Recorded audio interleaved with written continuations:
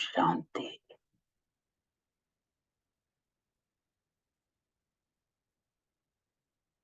तो ये गीत बाबा कहता है,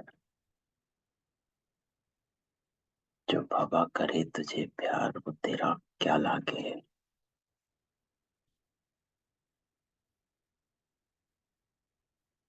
तो आज बाबा की मुरली 26 मई 1969 संपूर्ण स्नेही की परख।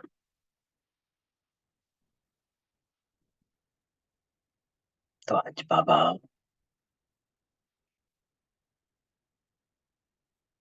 इस मुरली में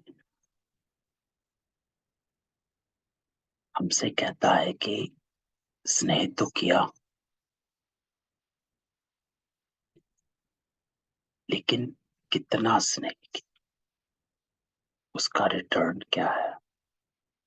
सच्चा स्नेही कौन है, संपूर्ण स्नेही कैसे बनना है। तो सुनते बाबा के महावाक्यों में बाबा कहता है, सभी किस स्थिति में बैठे हो, किस स्थिति में बैठे हो। बाबा पूछता है आते ही। देखो पिछले मुरली में भी सबसे पहले बाबा यही पूछता है, किसने किसको बुलाया। है ना? याद, आपने बाबा को बुलाया या बाबा ने आपको बुलाया। आज बाबा पूछता है, सभी किस स्थिति में बैठे हो। अब कौन सी स्थिति बाबा पूछ रहा है। तो बाबा कहता, लगन में बैठे या मगन में बैठे।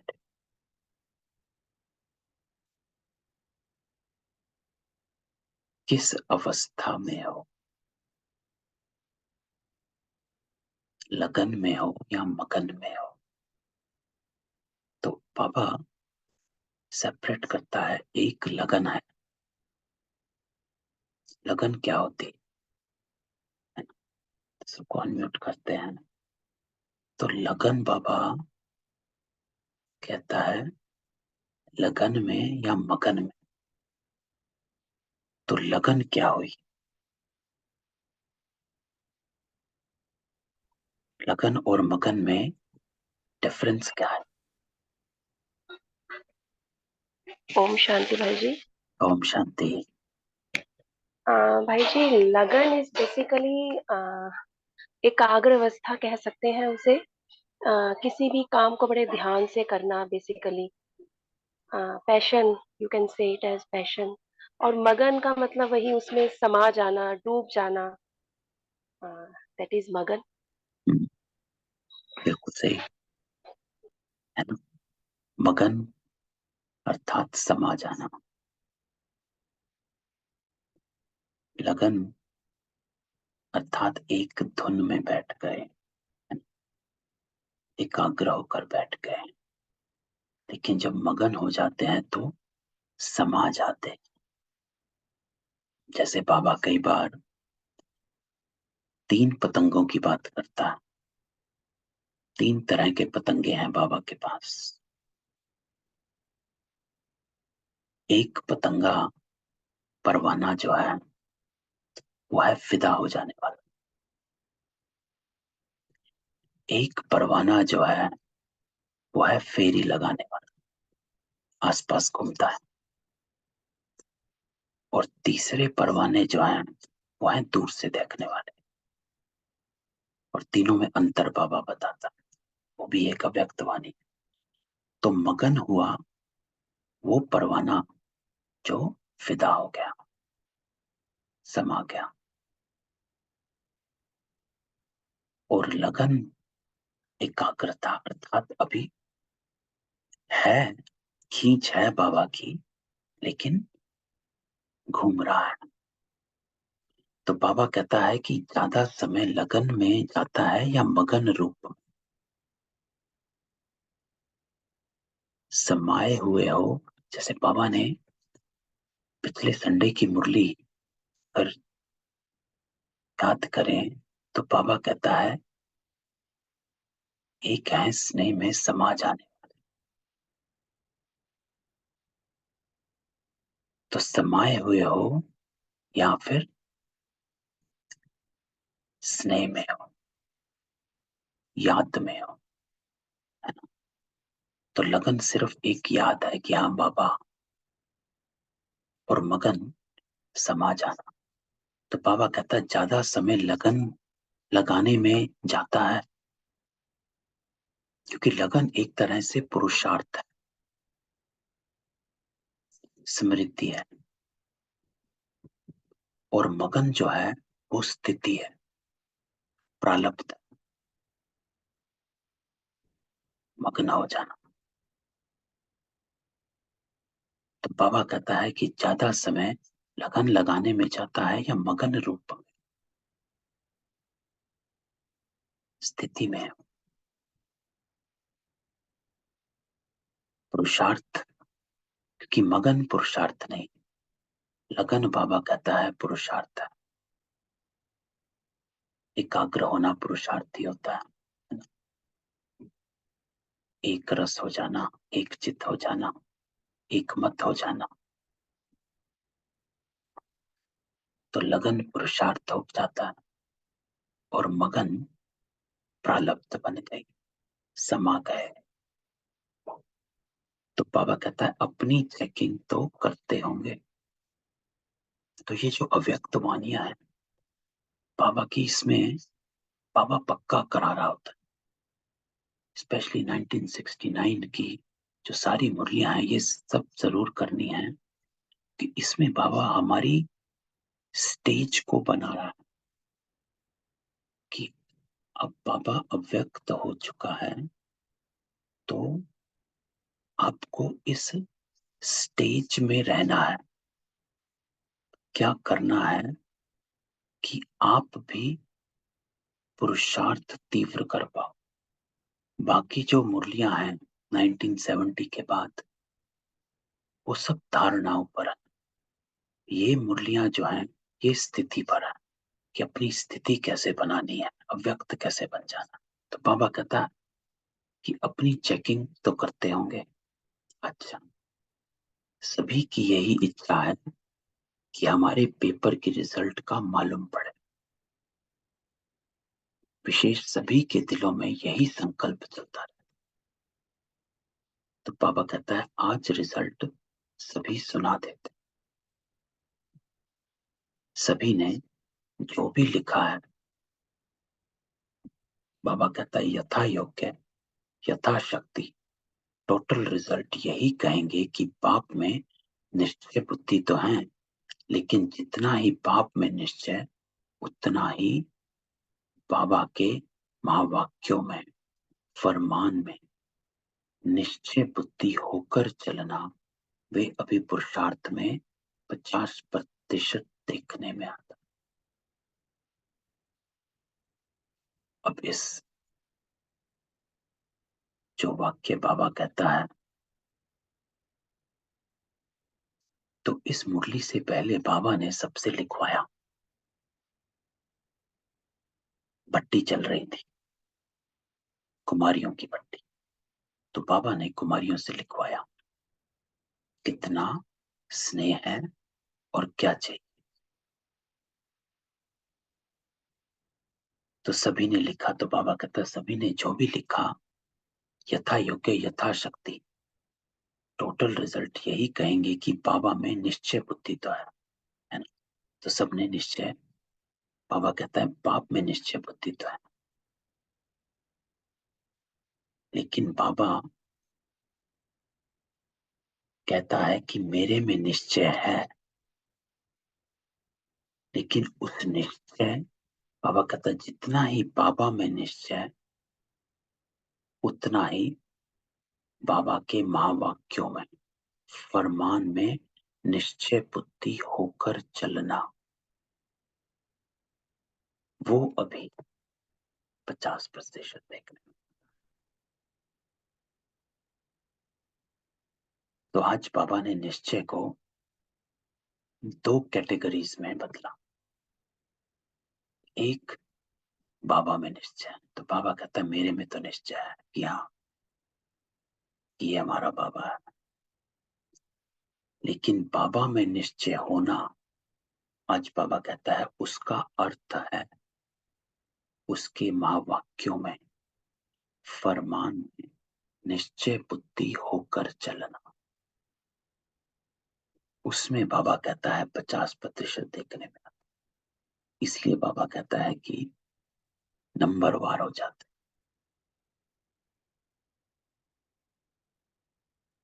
तो अगला सेंटेंस बाबा कहता है बाबा में निश्चय तो 100% है, लेकिन बाप के फरमान और आज्ञाओं में निश्चय बुद्धि होकर के जो फरमान मिला और किया, ऐसे फरमान में निश्चय बुद्धि 50%।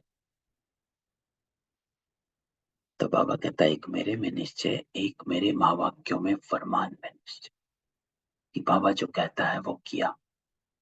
और उसमें भी बाबा कहता है निश्चय बुद्धि होकर चलना, अचल अडोल होकर चलना, निर्भय होकर चलना, कि बाबा ने किया है तो होगा ही, बाबा ने कहा है चुप रहना है तो चुप रहना, बाबा ने कहा है क्रोध नहीं करना है, तो कोई परिस्थिति हो, कोई सिचुएशन हो, नहीं करना।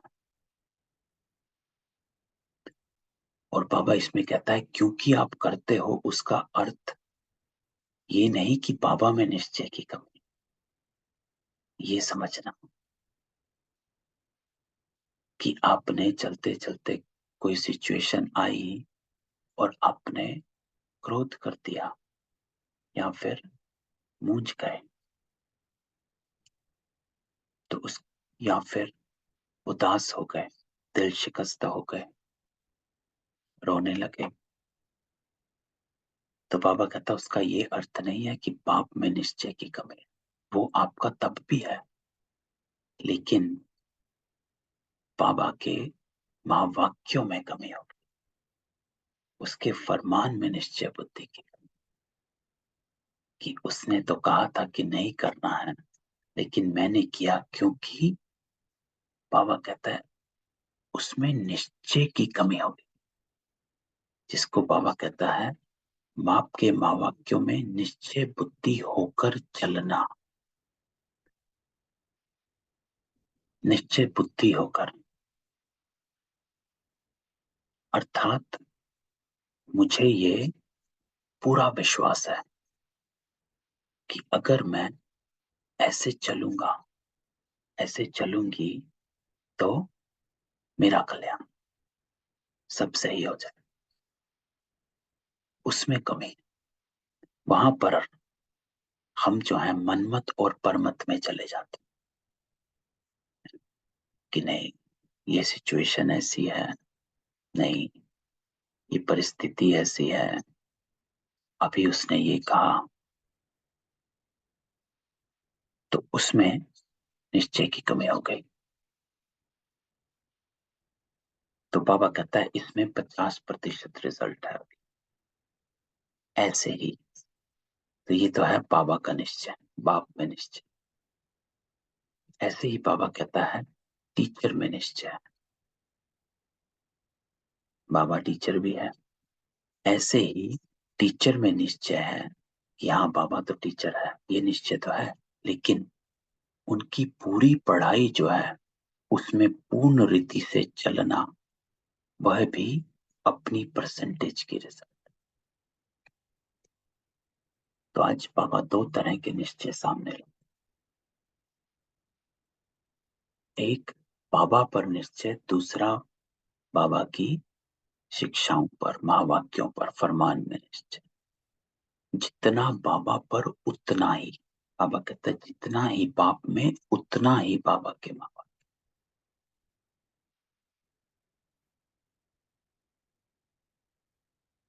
तो वो निश्चय,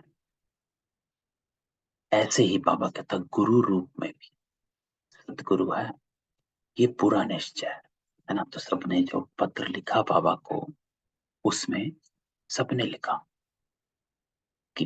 बाबा पे निश्चय है, ये चीज है, वो है।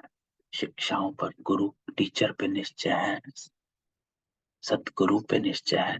तो बाबा कहता है पूरा निश्चय है, लेकिन उनके श्रीमत पर चलना, उसमें 50%।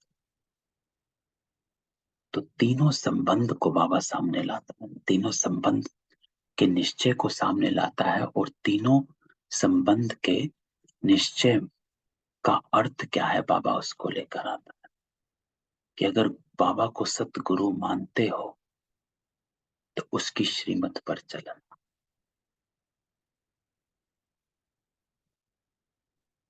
उसको सत्य टीचर मानते हैं तो उसकी पढ़ाई पर पूर्ण रीति से चलना। तो सिर्फ बाप टीचर सतगुरु में निश्चय नहीं, लेकिन उस निश्चय के साथ साथ उनके फरमान, पढ़ाई और श्रीमत पर भी संपूर्ण निश्चय बुद्धि होकर चलना। इसमें कमी जिसको अभी भरना। अब इसको ऊपर से कनेक्ट करो, जो बाबा कहता है कि लगन में जाता है या मगन में जाता।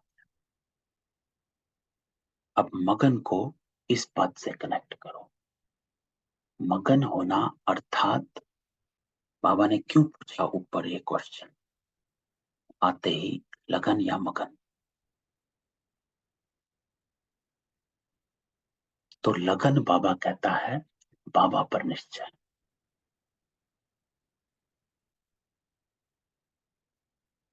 टीचर पर निश्चय, गुरु पर निश्चय। लेकिन मगन बाबा कहता है उनके फरमान पर, क्योंकि समा गए वैसे चल दिए जैसा कहा गया, उसको कहा जाता समा जाना। तो मगन, इसलिए बाबा कहता है ये चेकिंग, और क्या चेकिंग करनी है वो बाबा हमको यहाँ कहता है। उसको कहा जाता है हम मगन है, कि हम पूरा वैसे ही चल रहे, अर्थात उस रंग में रंग चुके,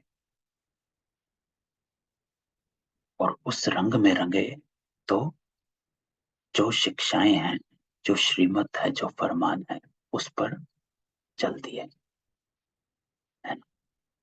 तो इसको बाबा कहता है मगन अवस्था। तो अब आगे बाबा कहता है कि स्नेह की निशानी क्या है। अब वो तो है निश्चय का, बाबा ने बताया, आते ही बाबा ने निश्चय का बताया कि निश्चय का अर्थ क्या है।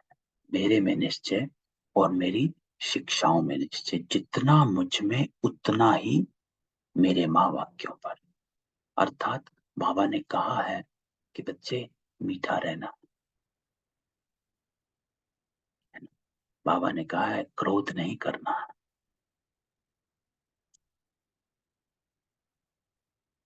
तो उतना ही उस पर निश्चय कि हाँ वैसे चलूंगा तो ही मेरी सदगति। तो बाबा कहता स्नेह की निशानी क्या? दूसरा क्वेश्चन, संपूर्ण स्नेही की परख क्या होती है? कैसे बाबा कहता है आप जानोगे कि ये आत्मा संपूर्ण स्नेही है? उसको कैसे परखोगे? कि किसी आत्मा से मिलते हो, वो कहता है कि मुझे बाबा से अति स्नेह है। बाबा कहता है परखोगे कैसे? उनका मुख्य लक्ष्य क्या होता है? तो आज बाबा परख सिखाता है कि कैसे आप परखो कि कोई आत्मा कितना बाबा की स्नेही है। तो बाबा कहता है आप सभी ने जो सुनाया वो तो है ही, लेकिन फिर भी वो स्पष्ट करने के लिए जिसके साथ जिसका स्नेह होता है, अब बाबा एक एक करके बताता है कि जिसके साथ जिसका स्नेह होता है, पहला उसकी सूरत में उसी स्नेही की सूरत देखने में।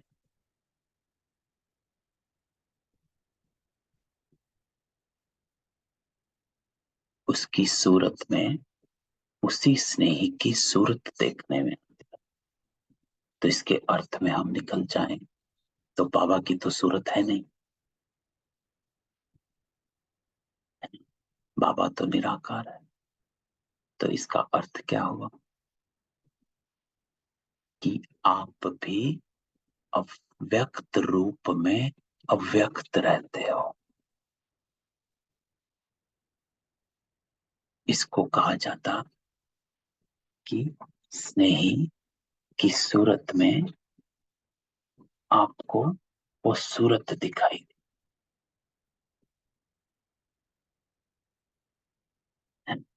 दूसरा कि तो इस बात को, इसको कहा जाता बाबा से कि आप भी अव्यक्त आत्मिक स्वरूप में रहने वाले, क्योंकि बाबा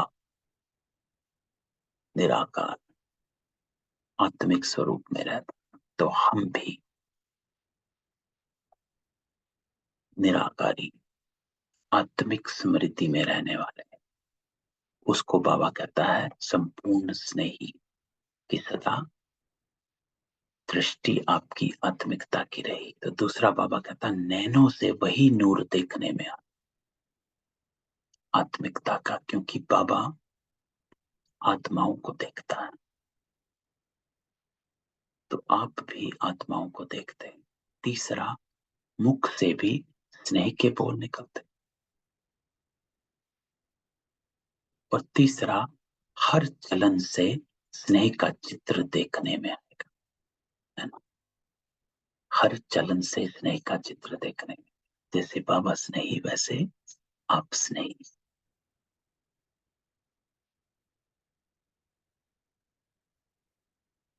तो उसके नैनों में वही स्नेही समाया हुआ होगा, ऐसी अवस्था होगी।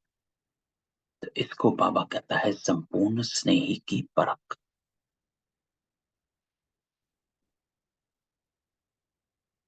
की सूरत में उसी की सूरत, नैनों में वही नूर कि मुझसे बाबा देख रहा है।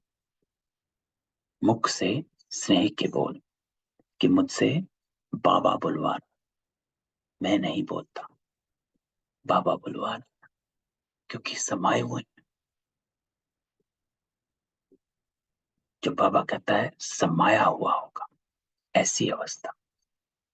क्योंकि अगर मुझसे बाबा बोल रहा है तो स्नेही बोलेगा, मुझसे बाबा देख रहा है तो आत्मिकता ही देखेगा, मुझसे बाबा दिख रहा है तो मैं आत्मिक स्वरूप में ही दिखाई दे रहा हूं। जो बाबा कहता है लाइट ही लाइट दिखाई देती, आप दिखाई नहीं देते। वो आपको देखते हैं तो नूर चेहरे पर नजर आता। तो ऐसी अवस्था बाबा कहता है, इसको कहा जाता संपूर्ण स्नेही और उसकी परख। तो अभी बच्चों और बाप के संस्कारों में बहुत फर्क है, तो बाबा कहता अभी फर्क। तो ऊपर बाबा ने बताया निश्चय कि क्या करना है क्या नहीं करना है।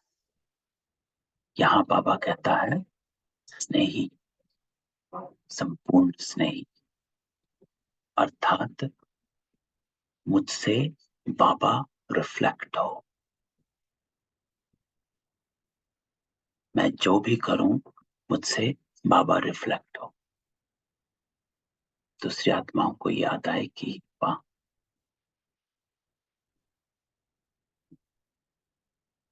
तो बाबा कहता भी इसमें फर्क है, जब समान हो जाएंगे तो आपके संस्कार देखने में नहीं आएंगे।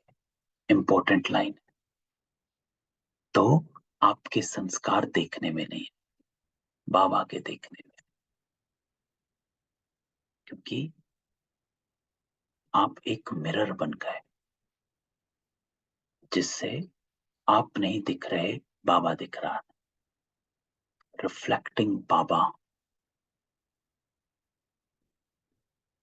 आपके चेहरे पर, नैनों में, मुख पर और कर्मों में बाबा दिख रहा है। तो जब समान हो जाएंगे तो आपके संस्कार बाबा कहता देखने में नहीं, वही देखने में आएंगे, एक एक में बाप को देखेंगे।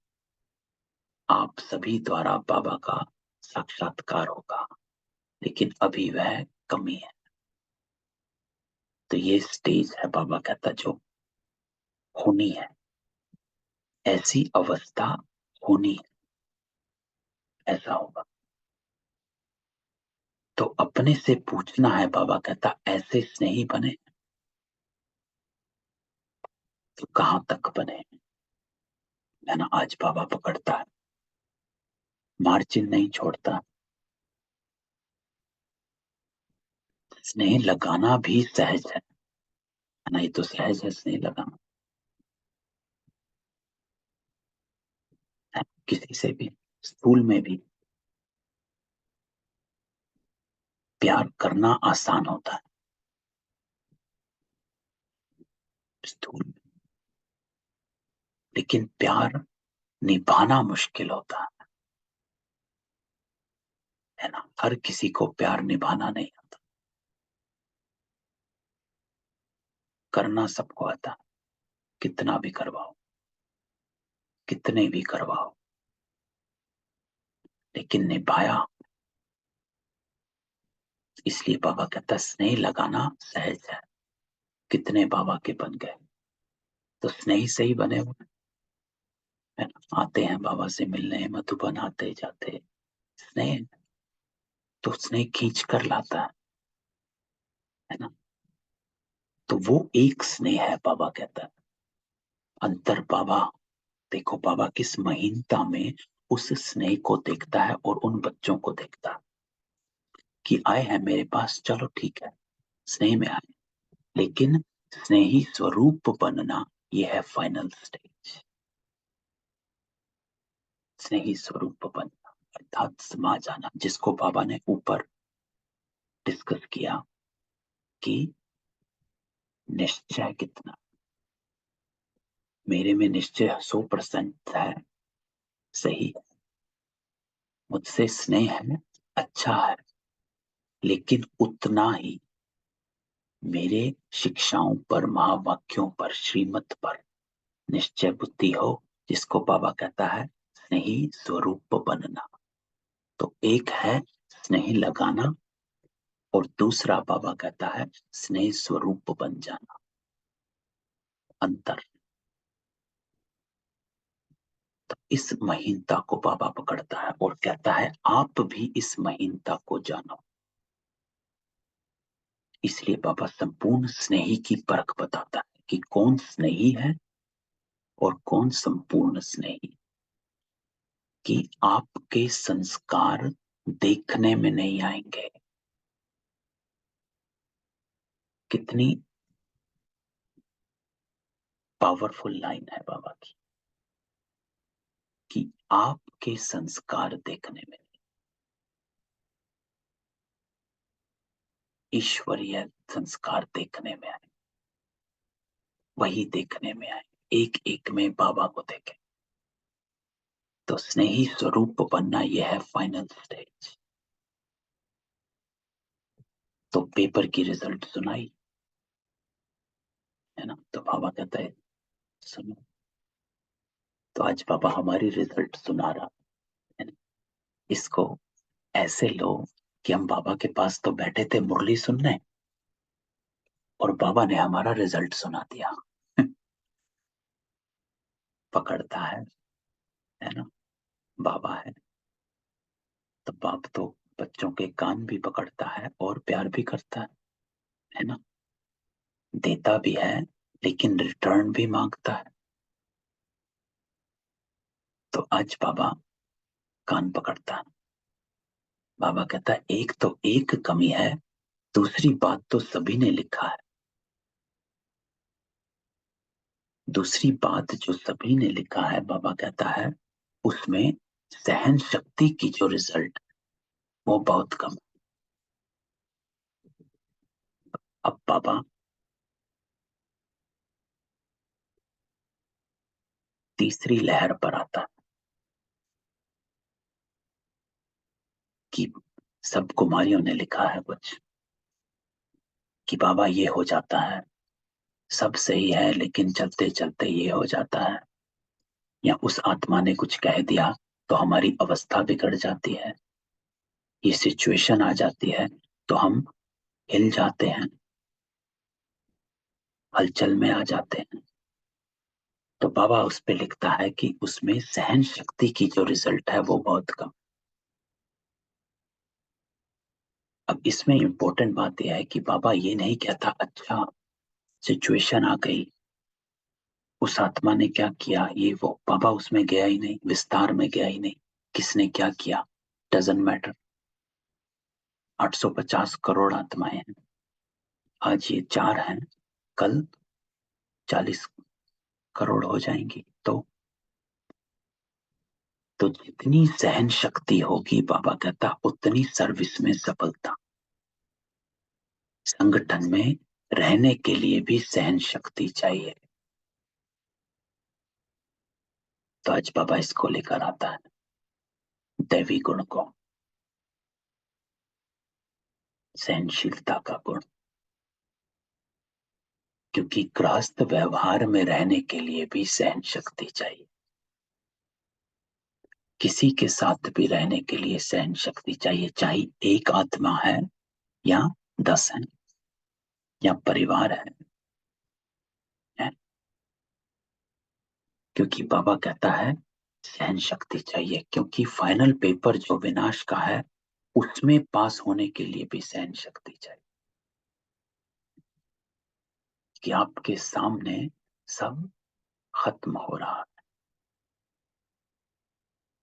अगर सहन शक्ति नहीं होगी तो हलचल में आ जाएंगे। तो बाबा कहता है ये रिजल्ट मेजोरिटी में बहुत कम है, इसको बढ़ाओ। तो आज बाबा इस बात को पकड़ता है। तो कैसे बढ़ाना है आगे बाबा बताता है, युक्ति। तो बाबा युक्ति बताता है कि सहन शक्ति कैसे आएगी। क्वेश्चन, ये तो बताया बाबा ने कि सहन शक्ति कम है, जितनी सहन शक्ति हो उतनी सफलता होगी, संगठन में रहने के लिए भी सहन शक्ति चाहिए, फाइनल पेपर जो आएगा उसके लिए भी सहन शक्ति चाहिए, इसको बढ़ाओ। लेकिन कैसे? तो ये जो बाबा है ना, ये बताता है क्या करना है और ये भी बताता है कैसे करना। तो सहन शक्ति कैसे आएगी?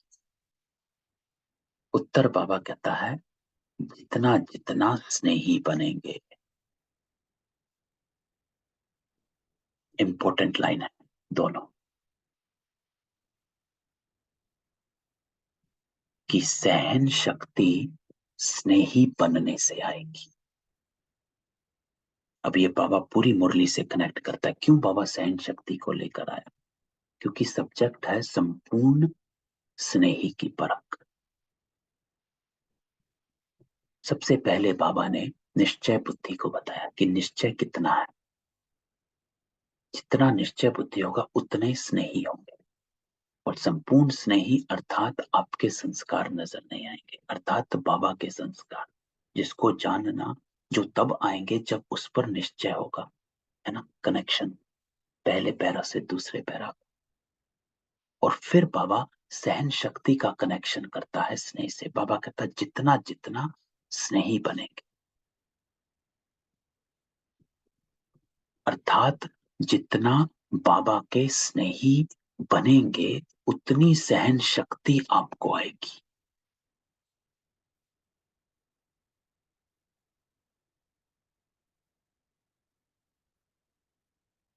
तो बाबा कहता है कैसे, आगे सुनते हैं। बाबा कहता है जितना जिसके प्रति स्नेह होता तो उस स्नेह में शक्ति आ जाती।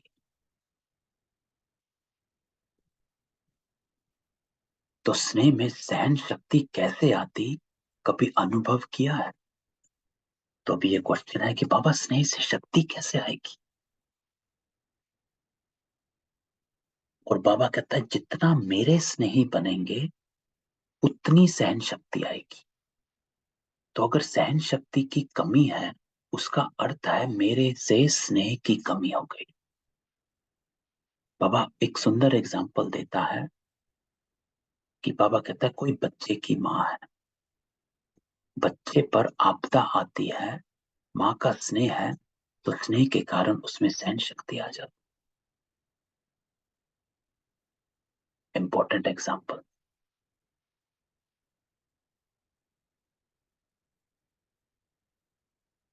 है ना, कि बच्चा घर में है, घर में आग लग गई है ना, माँ बाहर खड़ी है, माँ तुरंत भाग के बच्चे को अंदर से लेकर आती। ये शक्ति कहां से आई? अब इसमें सबसे इंपॉर्टेंट देखने का है, जो बाबा इसमें हमको यहां से लेकर जाने के लिए कह रहा है कि तुम इस महावाक्य से मुझसे लेकर क्या जाओ, धारण क्या कर कर जाओ। कि बाबा कहता है कि जैसे माँ बच्चे पर आपदा आती, माँ का स्नेह, तो वो सहन शक्ति आ जाती है, तो माँ बच्चे को कोई भी सिचुएशन हो उसको लेकर आती है। घर में आग लगी है, अपने को नहीं देखती, लेकर बाहर आती। तो हुआ क्या इसमें? बच्चे के लिए सब कुछ सहन करने के लिए तैयार। तो उस समय माँ को परिस्थिति नजर नहीं आती है। ये एक इंपॉर्टेंट लाइन है जो निचोड़ है इस पैरा का, कि परिस्थिति नजर नहीं आई, लेकिन स्नेह में समाई हुई थी, तो वो स्नेह ही खींच ले गया। इस बात को समझना कि बाबा कहता है कि आपके सामने जब कोई परिस्थिति आती है ना, तो आप परिस्थिति को बड़ा करते हो, आप परिस्थिति को देखते हो, और उसके बाद आप तय करते हो सहन करना है, नहीं करना है, या कितना करना।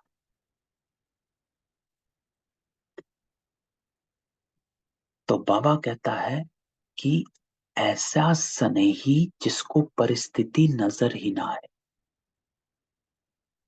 मैं सहन कर रहा हूं या कर रही हूं बाबा के लिए, कोई उस परिस्थिति के लिए सहन नहीं कर रही, या उस आत्मा के लिए सहन नहीं कर रही। क्योंकि ये बाबा कहता है कि आपकी, यहां पर हम चूक जाते हैं कि हम सोचते हैं कि अरे इतना सहन किया, और कितना करना है, इनके साथ या इस आत्मा के साथ तो बहुत सहन करना पड़ता है। क्योंकि उस समय जो हमारी वृत्ति है, बुद्धि है, वो यहां पर अटकी हुई है कि हम इसके लिए सहन कर रहे हैं, हम इस परिस्थिति में इस आत्मा के लिए सहन कर रहे हैं।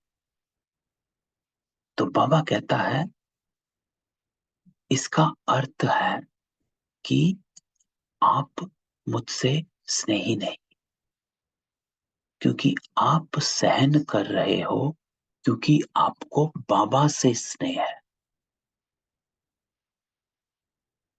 ये डिफरेंस जो बाबा ने एग्जाम्पल से बताया कि माँ आग को नहीं, आग नजर नहीं आई, जलता हुआ घर नजर नहीं आया, बहता हुआ पानी नजर नहीं आया, वो नदी में कूद गई।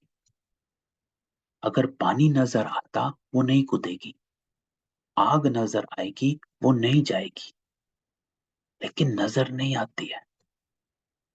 नजर क्या आता है? वो स्नेह, कि मेरा बच्चा है। It doesn't matter if anything happens to me. तो यही बाबा हमको सिखाता है कि सहन शक्ति कैसे आएगी, जितना जितना स्नेही बनेंगे। इस एक लाइन में बाबा ने समझा दिया कि आपको परिस्थिति नजर क्यों आती है, आपको वो आत्मा नजर क्यों आती है, आपको वो सिचुएशन नजर क्यों आती है। आपको सहन करना है क्योंकि आपको बाबा से स्नेह है। ये सहन शक्ति जो है वो उस स्नेह का रिटर्न है जो आपको देना है। तो बाबा कहता उस समय स्नेह में कुछ भी अपने तन का व परिस्थितियों का कुछ फिक्र नहीं रहता। तो अगर हमको अपने तन का, अपनी इन परिस्थितियों का फिक्र रहता है, अर्थ है मुझ में स्नेह की कमी। बस। तो बाबा कहता है ऐसे ही अगर निरंतर स्नेह रहे तो उस स्नेह प्रति सहन करना कोई बड़ी बात नहीं। स्नेह में सहन करना।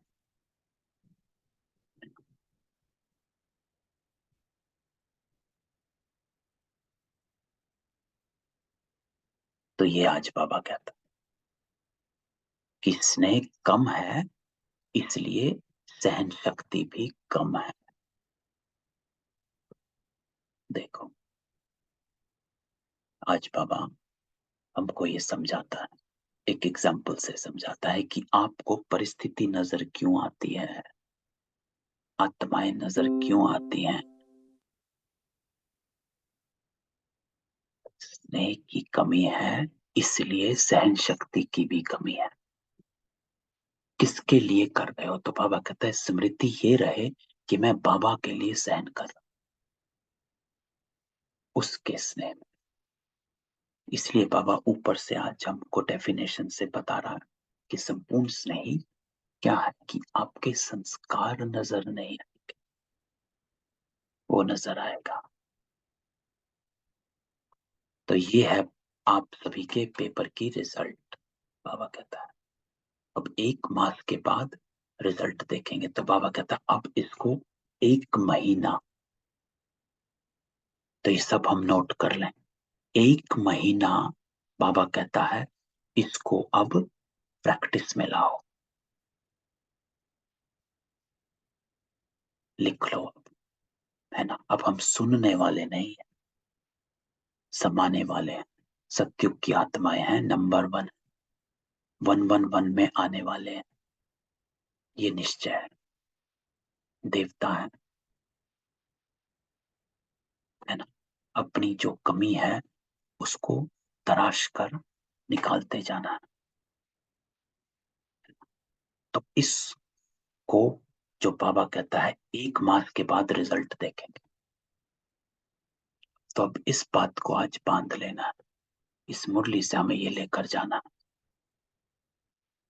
टेक अवे, कि नजर ना हो।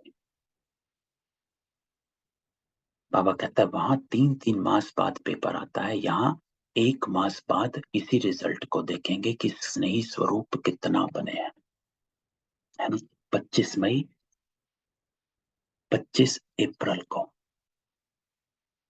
अपना रिजल्ट देखेंगे, है ना। इसको चार्ट बना लो और उस चार्ट पर डेट लिख लो 25 मई। 25 मई को हम अपना रिजल्ट देखेंगे और उस चार्ट में हमारा जो धारणा पॉइंट है वो ये पॉइंट बना लो कि हम सहनशील कितना बने। और सारा दिन रात को पोता मेल उसको नोट करो, कितनी बार चुके और कितनी बार हम सहन करते गए। और 25 अप्रैल को रिजल्ट देखो।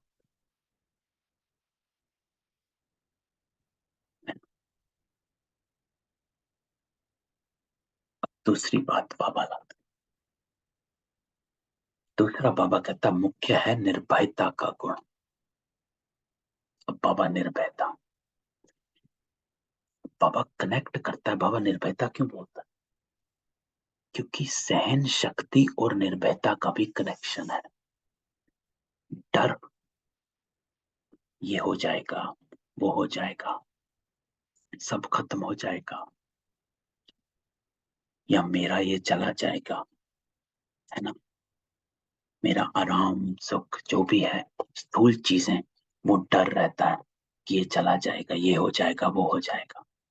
तो बाबा कहता है मुख्य है निर्भयता का गुण, जो पेपर में नहीं दिया था, क्योंकि उसकी बहुत कमी है, निर्भय होना, है ना।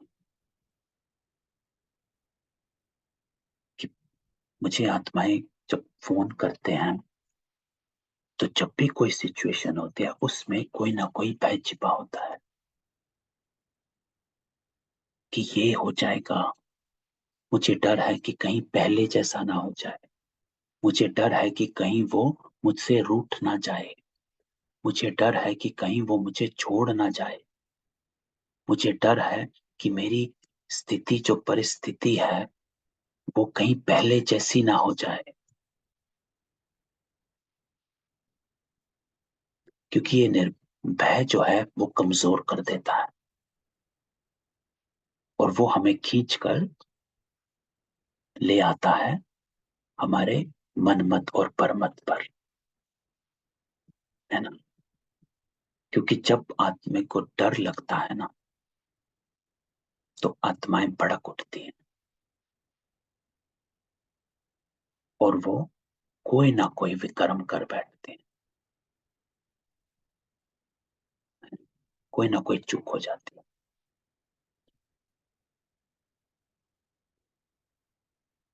या तो अगर कमजोर रोने लग जाएंगे, है ना, शक्ति अगर कुछ कमजोर नहीं होंगी, तो कुछ ना कुछ गलत कर्म कर लेंगे।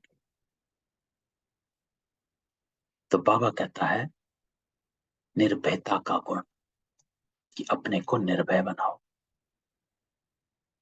एक मास के अंदर इस निर्भयता के गुण को भी अपने में पूरा भरने की कोशिश करना। अब निर्भयता कैसे आएगी? अब बाबा कहता है निर्भयता कैसे बनेंगे, कैसे निर्भय बनेंगे। उसके लिए बाबा कहता है मुख्य क्या पुरुषार्थ है? निराकारी बनना। क्योंकि भय जो है वो इस देह से आता है, मेरापन से आता है, मेरा ये छूट जाएगा, मेरी परिस्थिति, है ना, ये चला जाएगा, मेरा सुख चला जाएगा, मेरा चैन चला जाएगा, है ना, मेरा घर कैसे चलेगा, परिस्थिति कैसे चलेगी।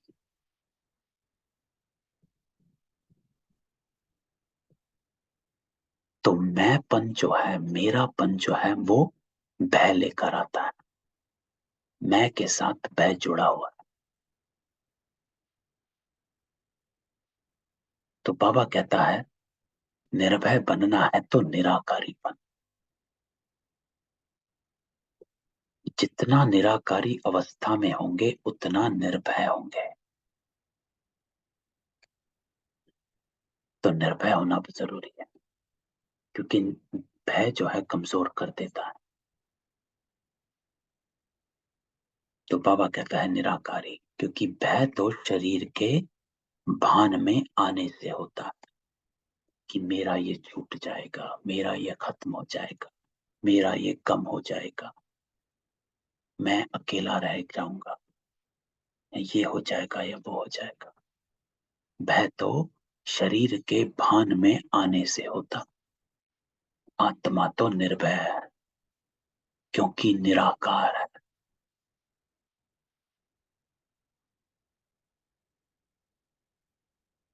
तो ये युक्ति,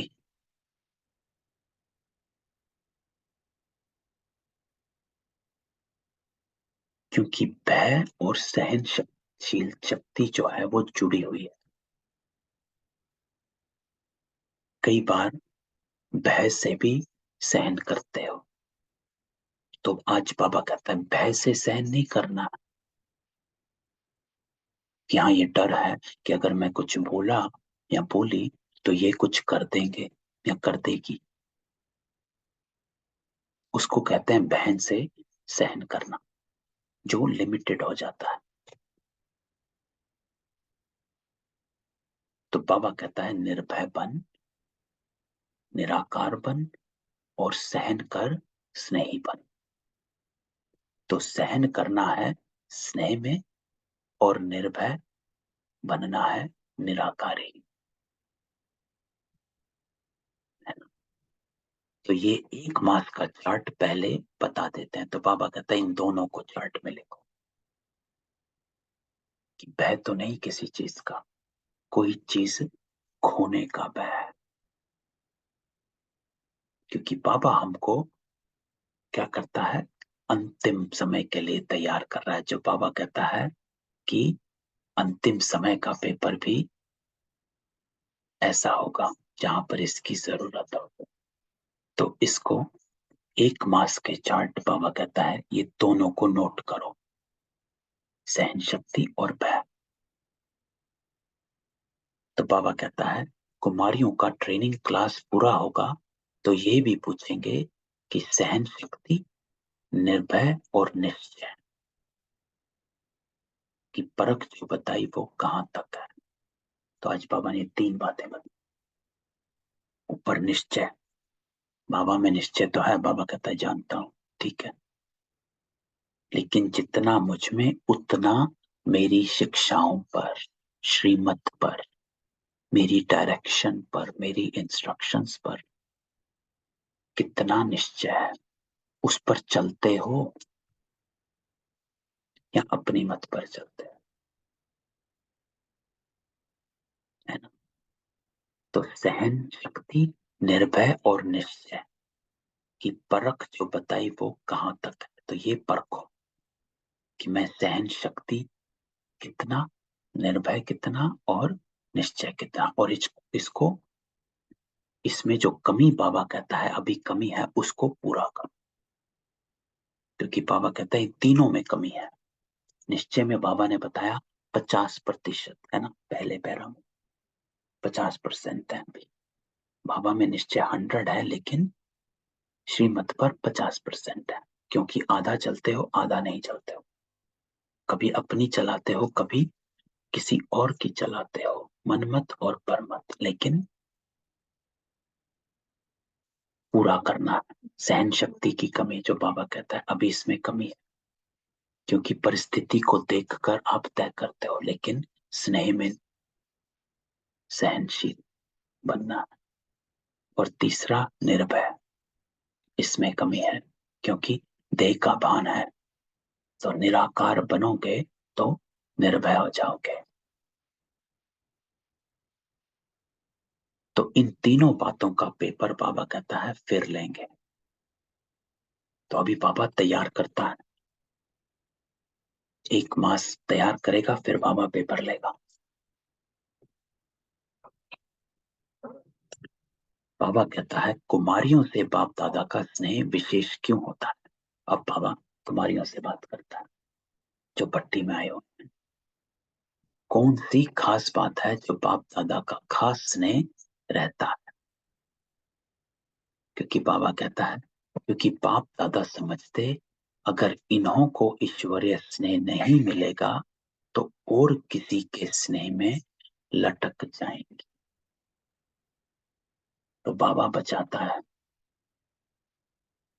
है ना, कि बाबा से स्नेह है तो बाबा हर परिस्थिति से पार करा देता। तो बाबा कहता है अगर नहीं मिलेगा तो किसी और के स्नेह में लटक जाएंगी। आधार चाहिए, किसी को आधार बना लेंगी। कुछ दिन पहले एक आत्मा से बात हो रही थी, छोटी है, 18-19 साल की है। तो वो कहती है कि आजकल माहौल ऐसा है, कॉलेज में हॉस्टल में रहती है, कि हर किसी का गर्लफ्रेंड बॉयफ्रेंड बने हुए हैं। तो मैंने कहा क्यों बने हुए। तो वो कहती है कि हर एक को किसी का सपोर्ट चाहिए। तो मैं वो आंसर सुनकर हैरान हो गया। कि आत्माएं अभी इतनी कमजोर हैं कि उनको किसी ना किसी का सपोर्ट चाहिए,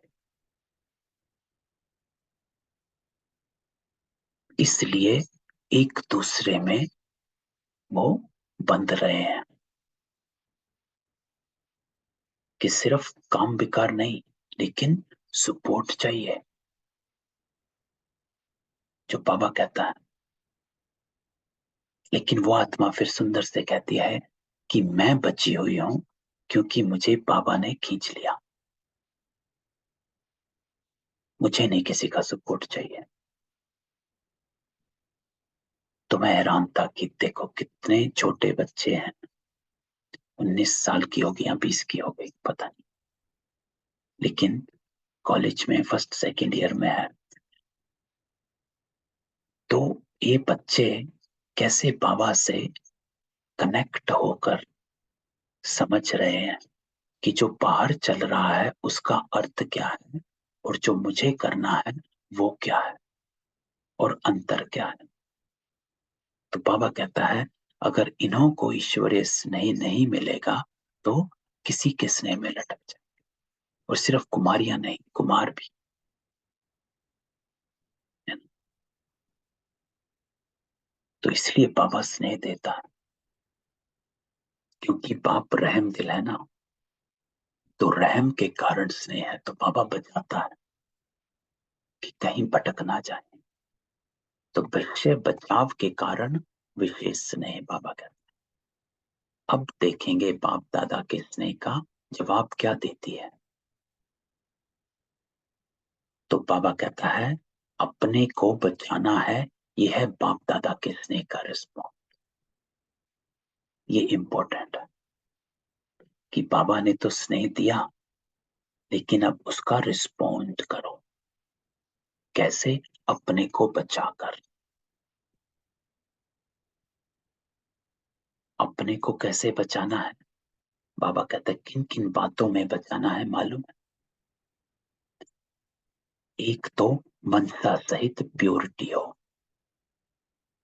है ना। और मुझे वो आत्मा याद आती है जो 18 19 20 साल की है। तो बाबा कहता है मनसा सहित प्योरिटी हो, अपने को बचाना है। बाबा तो स्नेह दे रहा है, लेकिन आपको स्नेह का रिस्पॉन्ड करना, आपको भी देना है। अब पिता जो है बच्चों की देखभाल करता है, सब कुछ करता है, तो रिटर्न में चाहिए। तो बाबा कहता है स्नेह आपका मनसा सहित प्योरिटी हो, मनसा में कोई संशय ना।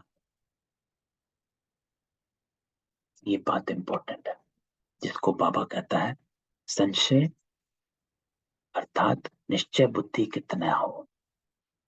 कि अगर मनसा में संशय आता है, इसका अर्थ है कि बाबा की शिक्षाओं में श्रीमत पर निश्चय की कमी है। और अगर मनसा में संशय आ गया तो गिर गए।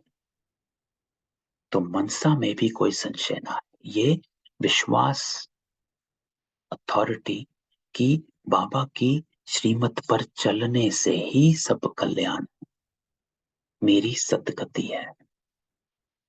लेकिन ये सब तभी आता है जब हम अपने को देवताई स्वरूप में देखते हैं कि मैं सत्यु की आत्मा हूं, इस रूप में नहीं। मैं सत्यु की आत्मा हूं, जिसको बाबा कहता है स्वदर्शन चक्र फिराते रहो। ये सुनते सुनते अपने को ये याद दिलाते रहो कि मैं देवता हूं, बन रहा हूं फिर से। तो ये मेरी रिटर्न जर्नी है, रिटर्न प्रोसेस चल रहा है, रिवर्स ऑस्मोसिस कहा जाता है, वो चल रहा है। तो मन का में कोई संशय ना आए। और दूसरी बात, अपनी वाचा भी ऐसी रखनी कि मुख से कोई ऐसा बोल न निकले। तो वाणी में भी कंट्रोल, मनसा में भी कंट्रोल। यह है बाबा के स्नेह का रिटर्न। मनसा में संशय नहीं, और वाणी से इतना कंट्रोल कि कोई ऐसा बोल ना निकले जो बाबा ने ऊपर कहा, लेकिन वो है संपूर्ण स्नेह की निशानी। बाबा कहता है कि बाबा ही रिफ्लेक्ट हो, you become a mirror. Watch ऐसी रखनी है जैसे साकार में बाप दादा की थी। तो बाबा कहता है कि फॉलो फादर, कर्म भी ऐसा जैसे साकार तन करके दिखाया। फॉलो फादर, आपका कर्म ऐसा हो जो और भी देख कर ऐसा करे, है ना।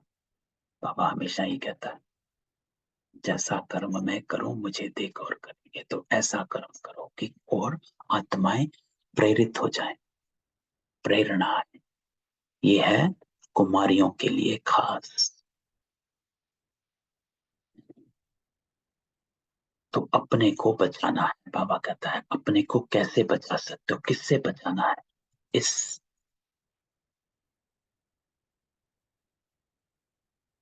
बाबा के स्नेह में रहना है।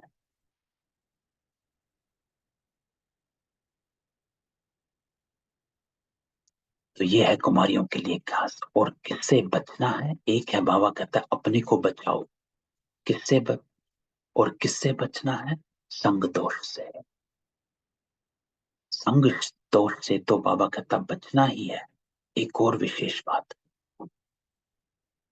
एक बाबा कहता है संग दोष, कि किसके साथ उठते बैठते हैं, बोलते हो, क्या देखते हो, क्या सुनते हो, क्या पढ़ते हो। संग दोष। दूसरी बात बाबा कहता है कि बहुत रूप से, आत्मा के रूप से, शरीर के रूप से आप सभी को बहकाने वाले बहुत रूप सामने आए।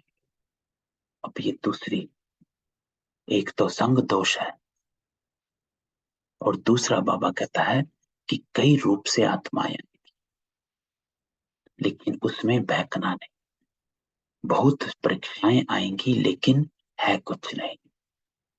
परीक्षाओं में पास कौन हो सकता है जिसको परख पूरी होगी।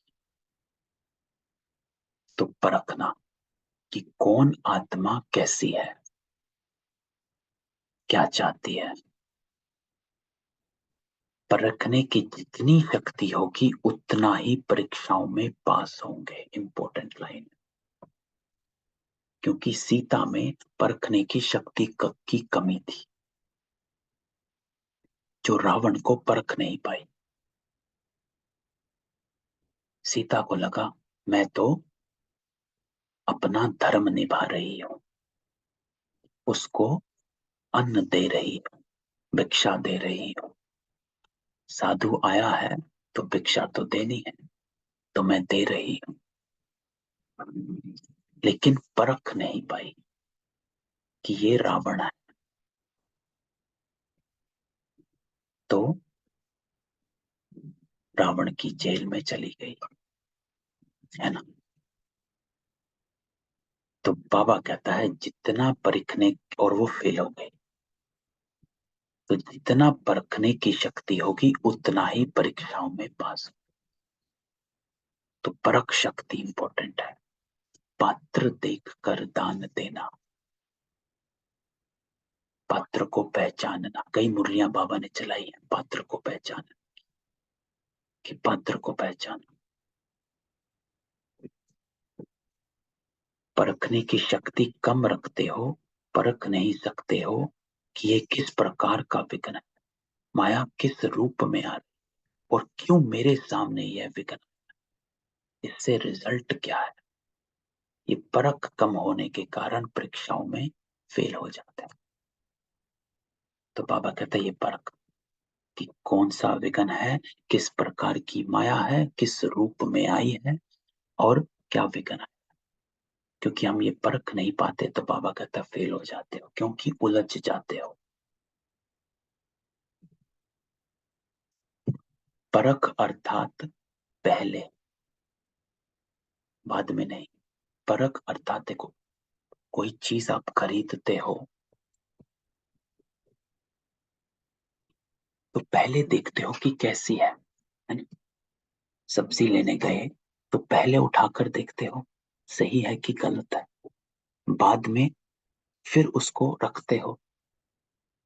ये थोड़ा ना है कि वहां पे सब्जी लेने जाते हो, सब लिया और ले लिया और घर आकर परख रहे हो, अरे ये तो खराब निकली। नहीं, परख अर्थात कर्म होने से पहले जांच, वो परख। तो जिसको बाबा कहता है कि संकीर्ण शक्ति, परखने की शक्ति और निर्णय शक्ति, है ना? कि अपने को पहले आत्मिक स्वरूप में स्थित करो, तब परखो कि क्या हो रहा है। होने से पहले, अगर बाद में किया तो वो निर्णय हो चुका था, तो आप फेल हो गए हो। इसको, ये अभी टाइम थोड़ा कम है, पर इसको जमा के खाते से जोड़ो। अगर आपने कोई कर्म कर दिया और बाद में उसको सुधारा या ठीक किया, तो उससे जमा नहीं होता है। उससे क्या होता है कि आपने जो कर्म किया उसको आपने सेटल किया, जमा नहीं हुआ। जमा तब होता है, जो बाबा कहते हैं जमा का खाता बढ़ाओ, कि आपने सिचुएशन से पहले ही परख लिया और तभी उसको ठीक कर दिया।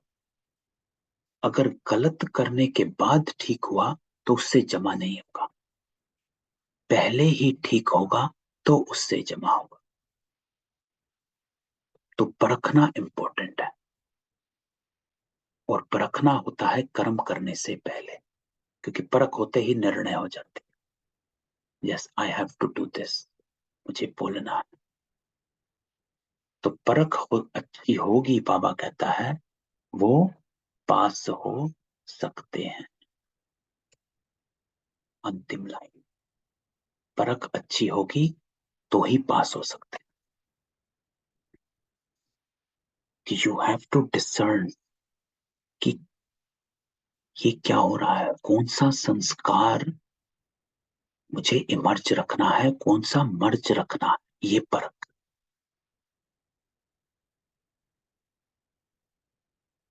सामने सिचुएशन आई, मेरा धीरे धीरे संस्कार इमर्ज हो रहा है, क्रोध का, फीलिंग्स।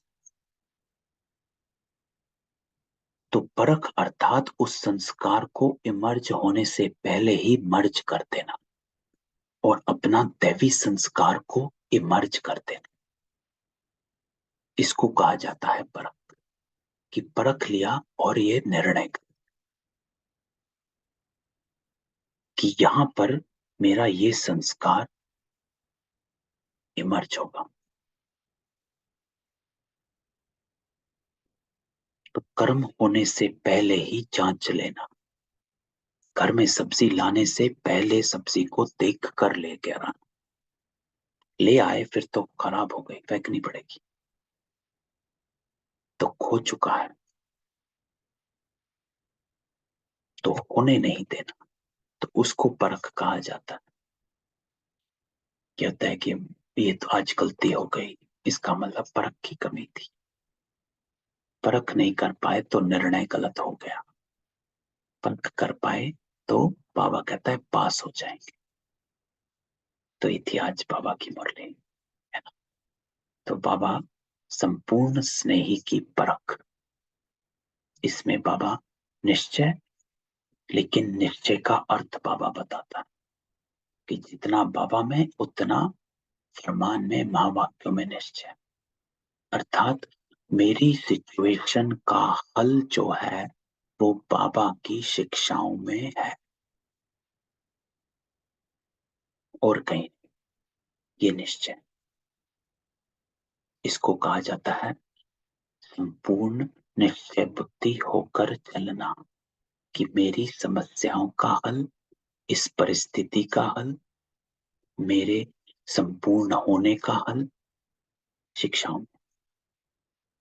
दूसरा, बाबा बताता है संपूर्ण स्नेही को कैसे परखोगे, जो बाबा ने सूरत, नयन, मुख और चलन चारों में बताया।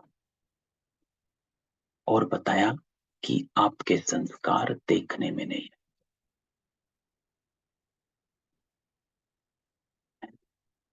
और फिर बाबा सहन शक्ति में ले गया, जिसको बाबा ने आज एक्सप्लेन किया कि कैसे सहन शक्ति आएगी। कि परिस्थिति को देखते हो तो सहन शक्ति कभी नहीं आएगी, उस व्यक्ति को देखते हो तो सहन शक्ति कभी नहीं आएगी।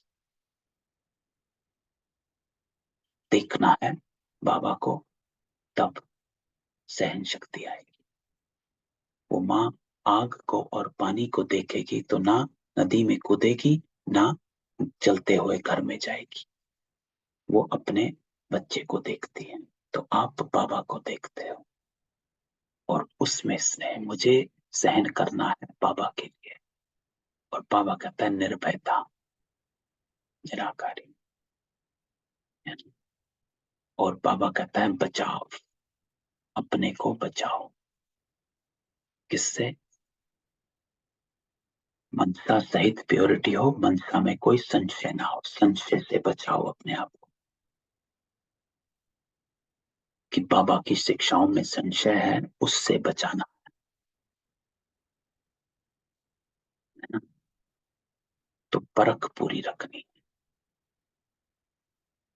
ठीक है। तो ये थी आज बाबा का 16 मई 1969। तो एक महीने बाद रिजल्ट देखेंगे सहन शक्ति का और निर्भयता का। इसका चार्ट बनाओ, इसका रिजल्ट 25 अप्रैल को अब ही देखना और बाबा को दिखाना, ठीक है। ओम शांति। सबको अनम्यूट करते हैं, किसी का कोई क्वेश्चन हो? नहीं, चलो ठीक है। तो 5 मिनट जरा बाबा की याद में बैठते हैं, है ना। और जो अभी हमने बाबा से सुना है, इसको आत्मसात करते हैं अपने से ही।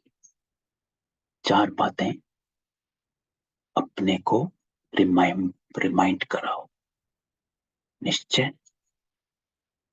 बाबा की शिक्षाओं में स्नेही, संपूर्ण स्नेही मुख से, नैनों से, कि आपके संस्कार दिखाई ना दे। और सहन शक्ति बाबा के स्नेह से, निर्भयता निराकारी होने से, क्योंकि भय जो है शरीर के भान से आता है। तो भान ना रहे तो भय नहीं, है ना। तो 5 मिनट बाबा के उसमें बैठते हैं।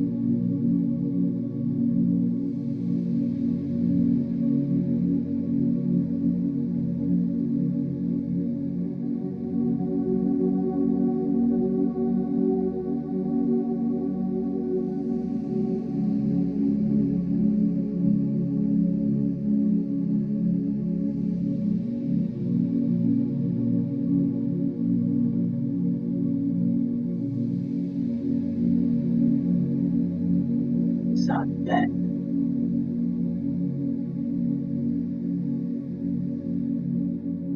अभी अभी जो बाबा ने कहा,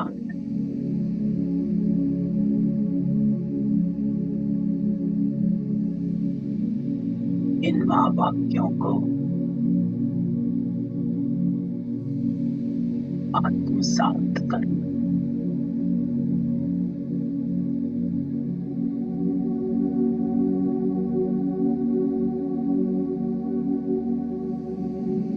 जितना निश्चित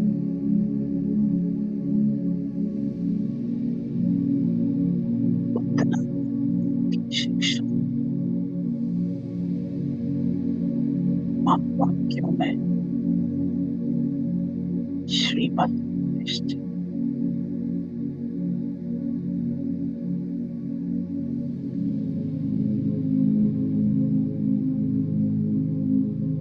मैं आपका संपूर्ण निश्चय बुद्धि होकर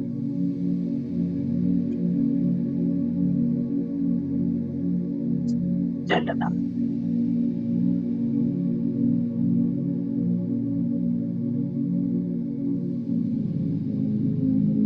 मेरी सूरत से उसी स्नेही की सूरत नजर,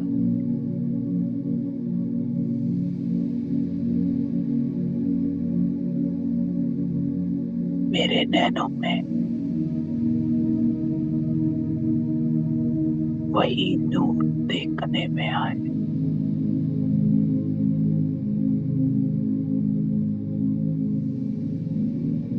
मेरे मुख से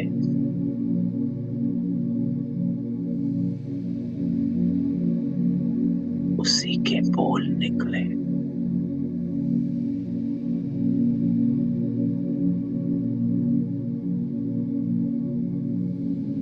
मेरी हर चलन में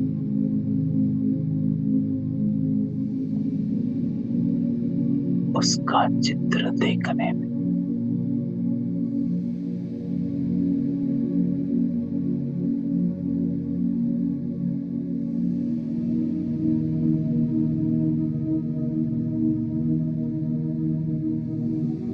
ऐसी अवस्था होनी है।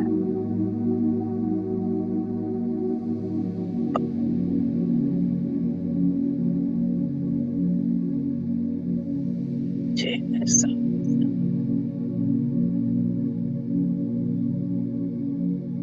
स्नेही स्वरूप बनना,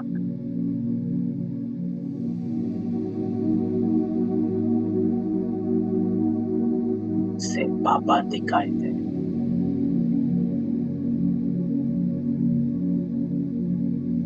ऐसा बनना।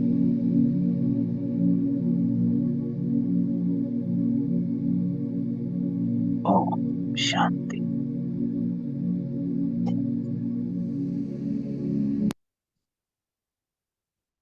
ओम शांति। ठीक है, फिर मिलते हैं बाबा के साथ। Om Shanti. Om Shanti. Thank you and bless Shanti. You very. Om Shanti. Shanti. Om Shanti. है ना? तो सहन शक्ति और निर्भयता का चार्ट बनाएंगे, और जो बाबा ने युक्ति दी है उस युक्ति से चलना। अगर हम 69 की मुरलियों की सब युक्तियों पर चल पड़े तो हम संपूर्ण बन जाएंगे। वही स्टेज है, आधार है सब वाणियों, लेकिन उसके स्वरूप बनना है ना? ठीक है, फिर मिलते हैं। ओम शांति।